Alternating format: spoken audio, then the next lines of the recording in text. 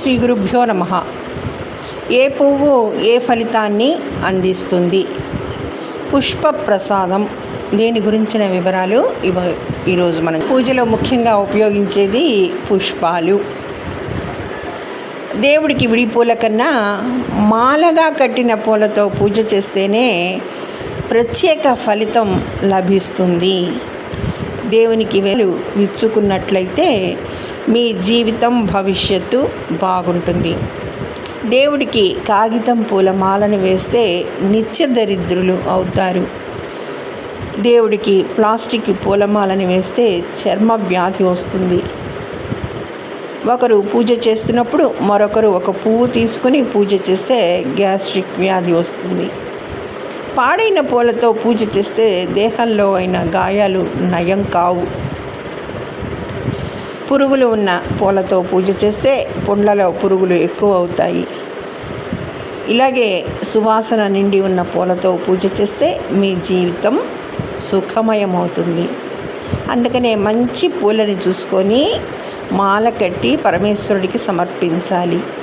పూజకు ముందే పూల వాసనను ఎవరైతే చూస్తారో వారికి ఆస్తమా, హృదయ సంబంధ సమస్యలు ఎదుర్కొంటారు. ఎవరైతే దేవుని పూజకు మొగ్గలను వాడతారో వారి చిన్నపిల్లలకు ఆరోగ్య లోపం ఏర్పడుతుంది.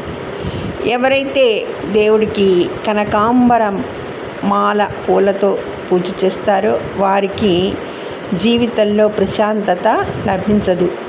కనకాంబరం పూలు పూజకు పనికిరావు. విచ్చని పూలతో పూజ చేస్తే మీ పనులు చాలా ఆలస్యంగాను, కొన్నిసార్లు చేస్తున్న పనులు నిలిచిపోవడం కూడా జరుగుతుంది. ఈ విధంగా ఆలోచించి చక్కటి పూలని, పరిమళాలతో కూడుకున్న పూలని తీసుకొని, అలాగే ఏ పువ్వు ఏ ఫలితాన్ని అందిస్తుందనేది కూడా పరిశీలన చేస్తే దేవునికి జాజి పూలు అర్పించి ప్రసాదం స్వీకరిస్తే మీలో ఉన్న దుష్టగణాలు తొలగి మంచి గుణం వస్తుంది. ఉద్యోగంలో ఉన్న వారి సమస్యలు తొలగిపోతాయి. దేవుడికి సంపెంగ పూలు అర్పించి ప్రసాదం స్వీకరిస్తే మాంత్రిక ప్రయోగాలు మీపై పనిచేయవు.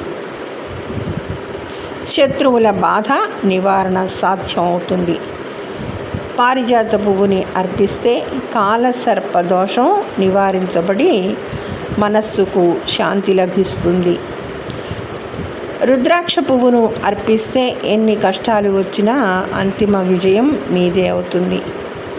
మొగలి పువ్వును అర్పిస్తే అధికారంలో ఉన్నవారి మనస్తాపాలు పరిహరించబడతాయి. ఈ విధంగా లక్కీ పువ్వుతో పూజిస్తే ఈ పుష్పం తెలియదు, భార్య పిల్లలతో కలహాలు లేకుండా సంతోషంగా ఉంటారు. పద్మం లేదా కమలంతో పూజిస్తే సమస్త దారిద్ర్య నివారణ, శ్రీమంతులు అవుతారు. మల్లె పువ్వుతో పూజిస్తే అన్ని రోగాలు నయం అవుతాయి, ఆరోగ్యం ప్రాప్తిస్తుంది. గన్నేరు పూలతో పూజిస్తే కవులకు కల్పనా సాహిత్యం వృద్ధి చెందుతుంది. కలహార పుష్పంతో పూజిస్తే అందరిలోనూ మీకు గుర్తింపు వచ్చి ఆకర్షణ పెరుగుతుంది. పాటలీ పుష్పంతో పూజ చేస్తే వ్యాపార వ్యవహారంలో అధిక లాభం వస్తుంది. కంద పుష్పంతో పూజ చేస్తే ముఖంలో అధికమైన తేజస్సు, కాంతి వస్తుంది. తుమ్మి పూలతో ఈశ్వరునికి పూజ చేస్తే దేవునిపై భక్తి అధికం అవుతుంది. నందివర్ధనంతో పూజలు చేస్తే శివునికి లభిస్తుంది. కనగాలే పుష్పం అంటారు. దీనితో దేవునికి పూజ చేస్తే మనస్సును పట్టి పీడిస్తున్న భయం, భీతి తొలగిపోతాయి. గణపతికి ఈ పూలతో పూజ చేస్తే మాంత్రిక బాధలు తొలగిపోతాయి, విద్యా ప్రాప్తి సిద్ధిస్తుంది. దుర్గాదేవికి ఈ పూలతో పూజ చేస్తే దేవి అనుగ్రహంతో శత్రువుల నిర్మూలన అవుతుంది.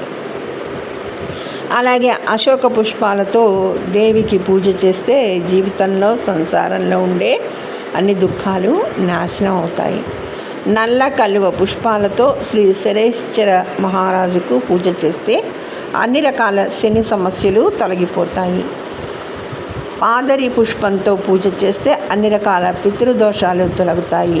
అలాగే మాలతి పుష్పంతో దేవుడికి పూజ చేస్తే అన్ని పాపాలు తొలగిపోతాయి. పున్నాగ పుష్పంతో చేస్తే శ్రీ లక్ష్మీనారాయణ దేవునికి, శ్రీ గోపాలకృష్ణ దేవునికి పూజ చేస్తే మగ సంతానం కలుగుతుంది. బకుళ పుష్పంతో శ్రీ భూవరాహస్వామికి, శ్రీ లక్ష్మీనారాయణ దేవునికి పూజ చేస్తే భూ కలుగుతుంది. ఉత్పల పుష్పంతో పూజ చేస్తే జీవితంలో చాలా కష్టాలు పడేవారు ప్రతిరోజు విష్ణు సహస్రనామం, మహాలక్ష్మి సహస్రనామం పఠించి ఉత్పల పుష్పంతో పూజ చేస్తే జీవితంలో చాలా అభివృద్ధి చెందుతారు. తెల్లని జిల్లేడు పువ్వుతో గణేశుడికి, శంకరునికి, సూర్యదేవునికి చేసే పూజ వల్ల అన్ని రోగాలు తొలగి ఆరోగ్యం సిద్ధిస్తుంది. ద్రోణ పుష్పం, ఈ పుష్పంతో సోమవారం ఈశ్వరునికి పూజ చేస్తే శత్రువుల నాశనం, మిత్రలాభం అవుతుంది, అధికారం ప్రాప్తిస్తుంది. బంధూక పుష్పం అంటారు. ఈ పుష్పంతో దుర్గాదేవికి మంగళవారం, శుక్రవారం పూజ చేస్తే బంధువులు క్షేమంగా ఉంటారు. అగసి పువ్వుతో దేవికి పూజ చేస్తే పాపాలు తొలగిపోతాయి. సురభి పుష్పంతో లక్ష్మీనారాయణ దేవునికి సురభి పుష్పంతో పూజ చేస్తే ఇష్టార్థం సిద్ధిస్తుంది. పొద్దుతిరుడు పుష్పంతో పూజ చేస్తే, పువ్వును హోమం పూర్ణాహుతికి వేస్తే అష్టైశ్వర్యాలు సిద్ధిస్తాయి. సర్వే జన సుఖినో భవంతు. ధన్యవాదములు.